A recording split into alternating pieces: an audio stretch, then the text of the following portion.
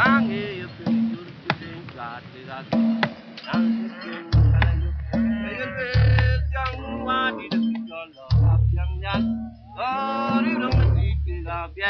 song of the Dinka takes a season to write and can last as long as he has the energy to sing it. The song is a way of spreading news in a land where few have radios and electricity is still a dream. This year the Dinkas are singing a lament. It tells of man-made conflict and natural disasters. It's a song about the dry season just past, when the farmers had to eat their seed grain, and of the rainy season ahead, when the only crop will be hunger.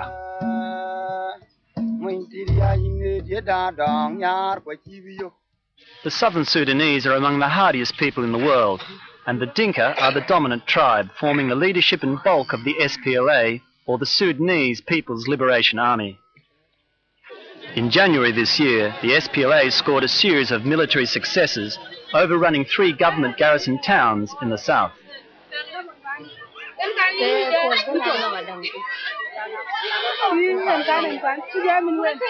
Fearing military defeat, the government of Sudan has turned to its ultimate weapon, starvation. In February, it banned the aid flights that have been the only lifeline to the south, which, because of the war and the drought, is rapidly moving towards famine. If we don't secure the situation right now, it's going to become worse. So what we need to do is try and get as much supplementary feeding to these children so that it doesn't worsen the situation. The growing hunger in Sudan presented the UN and aid bodies with a critical decision: how to get food into the south in time to stop mass starvation. The solution? The most ambitious road convoy ever to go into southern Sudan. A logistical nightmare. As the food piled up in Uganda, precious days were lost securing the trucks for the convoy. One group of trucks was 2 weeks overdue, lost somewhere in bandit-infested northern Uganda. For World Vision Logistic Officer Killen Otieno, this was just the beginning of his problems. I've tried to get in contact with the other transporter, but when I inspected these trucks, I realized that they are not in good condition for the kind of work that they are meant for. To make matters worse, and with the rainy season a full month away, a fierce storm suddenly comes lashing in from the south. If the rain stayed, the roads would quickly become impassable.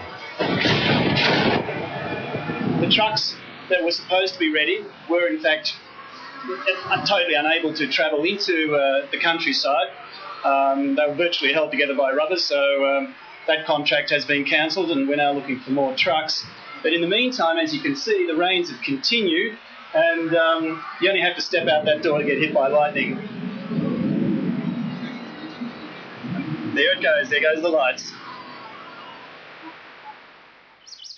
The next day, the rains have stopped, giving the roads a chance to dry, but that was the only good news for Killen Otieno. I copy, that is no. Overnight, the remaining trucking companies at Koboko had decided to gang together and jack up their fees by nearly 50%. So I hear that you're agreeing to 56. No, I'm not. I don't think we're going to. Okay. I think we're going to let them all get stuck in the rain. That's what I think we're going to do, because we've done it before. That's what we did before. We hung out for a few months. They all got stuck in the mud, and we had to go and pull them out. Then we'll charge recovery. But I don't know. We'll see. I don't know what we're going to do. I have to go back to them, talk about it, and then we'll see. We all have to agree, eh? Well, yeah, I don't know what to do now, really. You know, I mean, you know, if we don't go for it, then I think we're going to lose a lot of work. They're sending up a lot of trucks from Nairobi. It's going to be 56 flat rate. We've accepted it. So that'll be truck oil, Watambesi, and assist. Okay. Assist have accepted it. I'm accepting it. Okay. Flat rate for everywhere. In the end, the truckers had to back down. But with thousands of lives in the balance, yet another day had been lost. Finally, the missing trucks from Kenya arrive and, anxious to beat the rains, roll straight through to Sudan. A journey that should have taken 4 days had been stretched to over 2 weeks. With the first part of the convoy already rolling, and the second part delayed by loading, I set off in my own vehicle to catch up with the first convoy in Sudan. No sooner had we crossed the border than it began to rain again, and that was not the only sign of trouble ahead. We've made only 20 kilometres when the vehicle is brought to a halt by SPLA sweepers clearing mines. The road, an important lifeline out of the south, has been extensively mined by both sides. As we approached Ye, we came upon a row of skulls scattered over a kilometre. All that remains of an entire government garrison ambushed as they retreated from the town last April.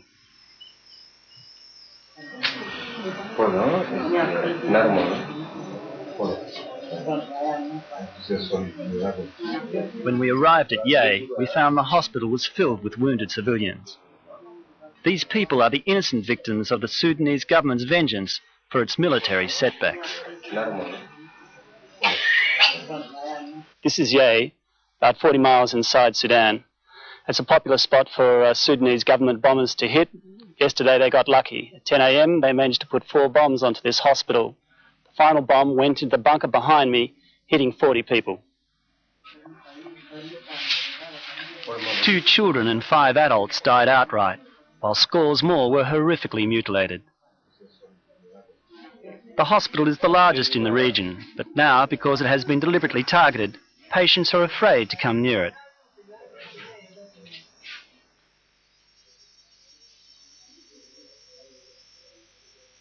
So from the incident of last month, we knew the accuracy was coming to the hospital. And actually, this is what happened precisely.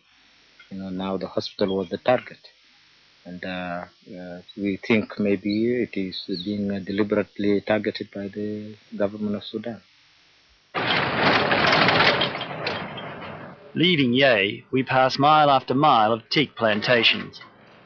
The war in southern Sudan is as much about the ownership of this precious timber and the vast reserves of untapped oil as it is about race and religion.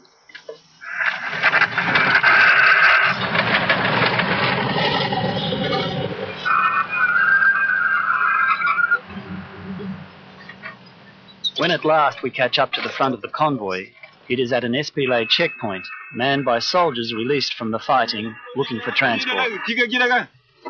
What is that? This is my departure order. Oh, yeah. The soldiers are desperate, but aid agencies are forbidden to carry armed combatants.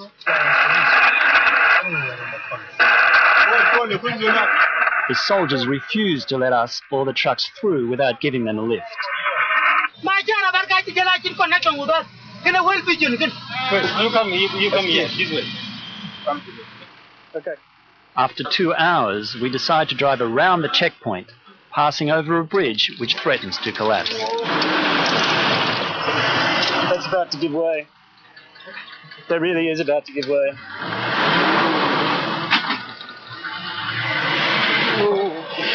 Well done.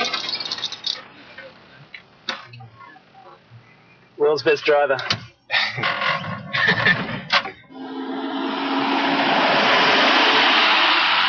The next 600 kilometres provided an insight into the terrible beauty of southern Sudan.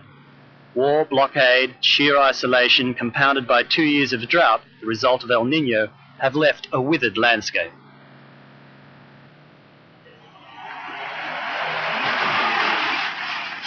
Three days of hard travel has covered only 900 kilometres when we finally arrive at the World Vision base at Nabokov.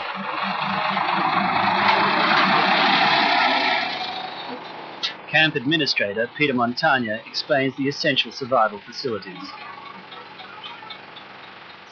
As you can see, down here is a trench. We are in a war zone. Sometimes there are bombs thrown all over the place. A couple of weeks ago, there were some thrown on the other town, and some 16 people died on the spot. Another 20 or so were hospitalized.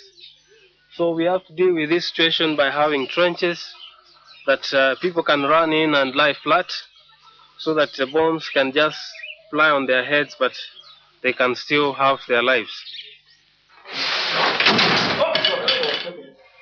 You can see outside there waiting. 40 kilometres away in the market town of Tiet, they are still cleaning up after the last raid. 17 civilians were killed, their houses destroyed, while scores more were wounded. A neighbour recalls the surprise attack. Two people here in this house, and one died on his way to Marial. Small child is buried there. 2 people in another house, 7 people in that house, and 2 people in the neighbor house there. For some of those townspeople who survived the bombings, the delays in the food convoy have proved to be fatal. This woman, she has died in starvation because she is not able to run away. So she remained here. When she remained here and there is no food, so she died. And there's another one that's died this morning? Yeah, there is another one there behind this market.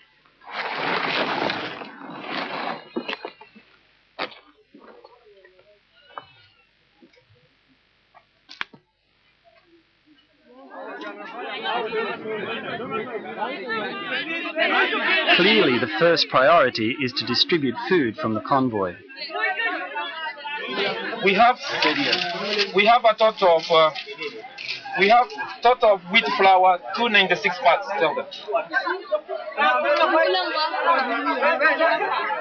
News of the distribution spreads quickly. By mid-morning, large crowds of desperate people have already gathered. As the temperature soars into the mid-40s, tempers flare. More police arrive and the distribution continues peacefully. When the food from 2 trucks is finally divided, there is only enough to last each family 1 week. The food in the remaining trucks must reach the more than 130,000 people in the immediate area.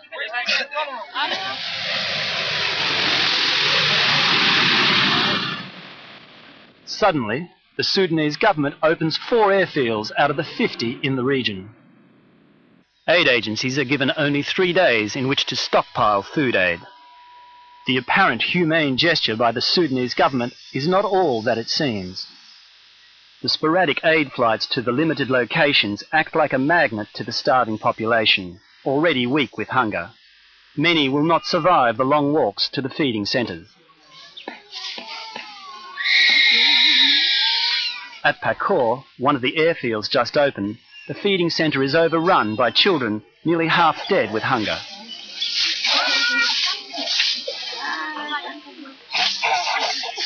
These pictures prove that famine is already a reality in parts of southern Sudan. The children in this Médecins Sans Frontières camp will live, but only so long as the Sudanese government allows the flights to continue.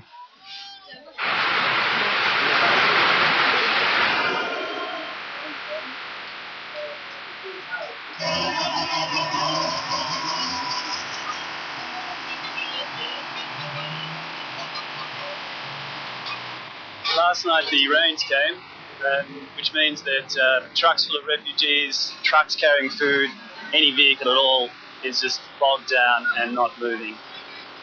This means that the hungry season has really begun.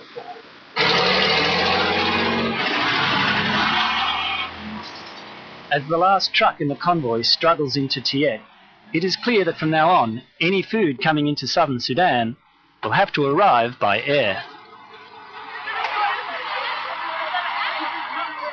Refugees from hunger in Tiet take advantage of a break in the rain to commandeer a truck to take them south. They will try to wait out the hungry season with their Dinka relatives who may still have some food left. Tragically, this only expands the famine. You are there to receive them. Not even, you cannot say, I didn't budget it for your coming. It is not in our culture. Culturally, you receive them. If you were to have food for your family for maybe 3 months, that food is going to be consumed only for 2 or 1 week. because of the newcomers coming in. And then after 1 week, they started starving together.